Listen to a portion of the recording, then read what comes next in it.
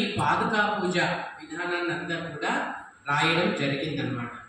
రాసి స్వామి దగ్గర ఒక గురు పౌర్ణమి 1998 జూలై 20వ తారీఖున స్వామి దగ్గరికి తన ఈ బుక్ను తీసుకెళ్ళి,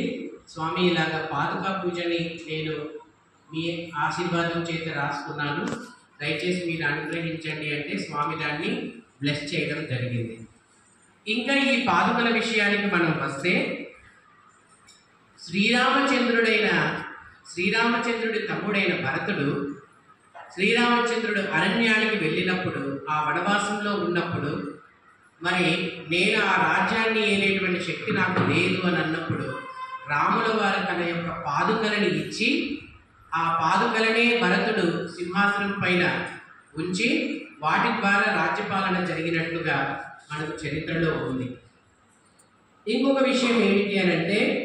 శ్రీకృష్ణ భగవానుడిని చిన్న వయసులో తన ఇరుగు పొరుగు ఇళ్లలో పాలు పెరుగు తీసుకొని రకరకాలుగా అల్లరి చేస్తున్నాడు అని చెప్పి అనుకున్నప్పుడు, కృష్ణుడిని పట్టుకోవాలని యశోద ఎంతో ప్రయత్నం చేసి తను కట్టేస్తామని చూసినప్పుడు కూడా